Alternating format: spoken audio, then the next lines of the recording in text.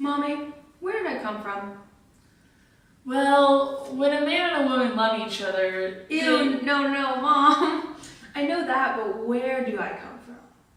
Well, your DNA. What's DNA? DNA is what makes you you. Look, I'm reading about it right now. DNA is a molecule that contains instructions on how to make genes, and those genes make certain proteins which make you who you are.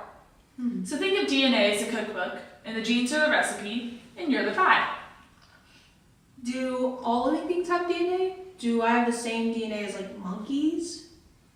All living things have DNA, but I doubt you have the same as a monkey. But let's do a gene test just to see. Yeah, let's do it.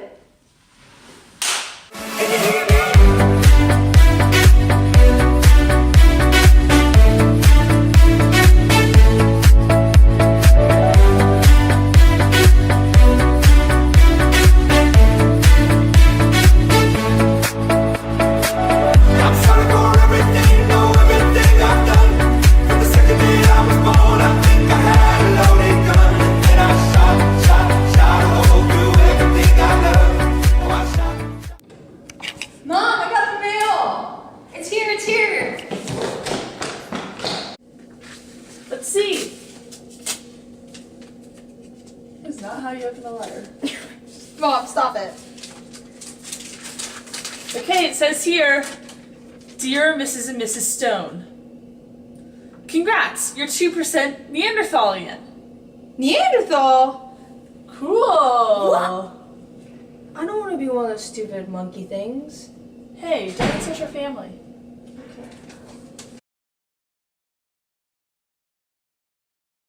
Katie, come on, we're gonna be late for your doctor's appointment. I'm coming. Let's go, Mommy.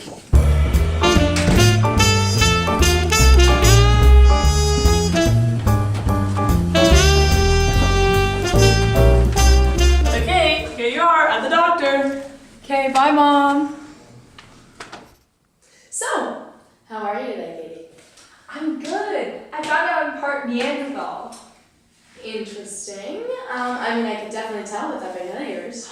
It's not big, you meanie.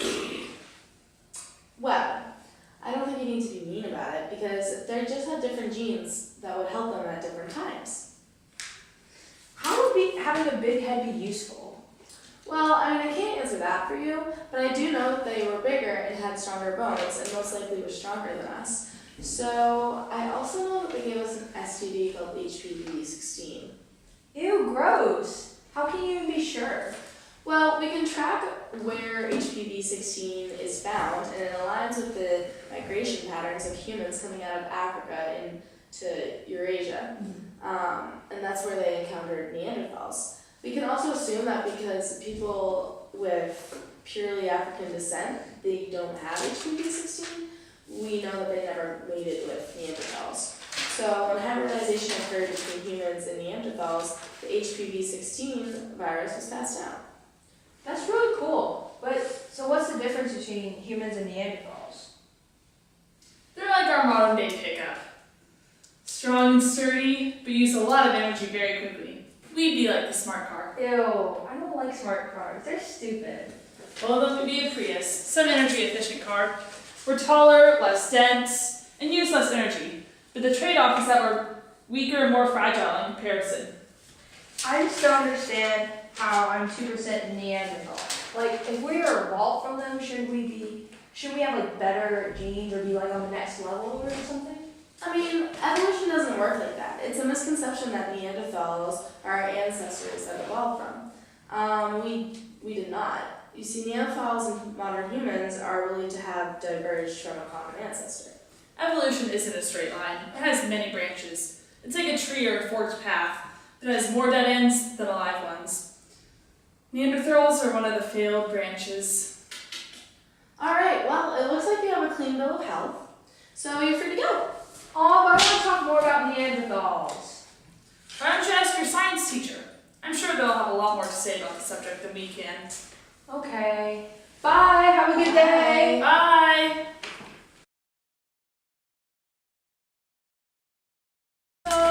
class.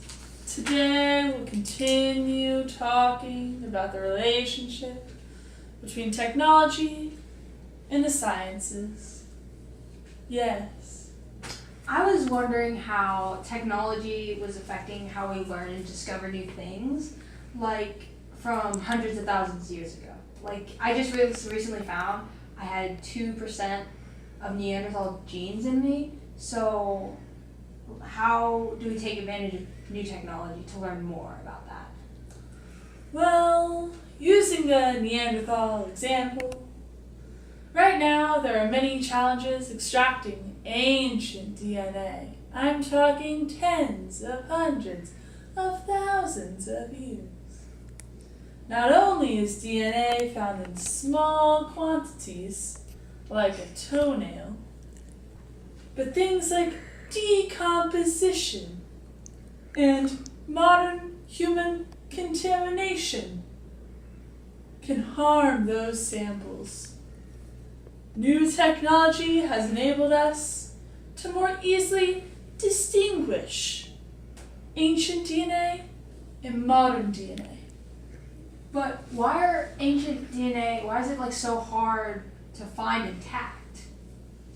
For scientists to salvage genetic information from ancient remains, they have to be protected from heat, moisture, and even then, most pieces are fragments.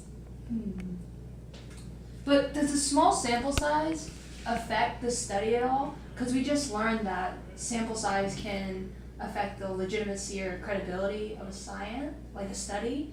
So when we only have like a handful of these intact, like, or not even intact Neanderthal like remains, how can we base off all the information we now have upon just that such small size?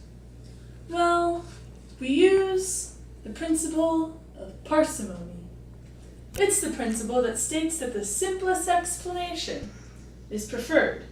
And since these small tiny pieces are the only source of info we currently have, it's accepted as a legitimate study. Wow, that's crazy. When I grow up, I want to study this so I can learn more about Neanderthals.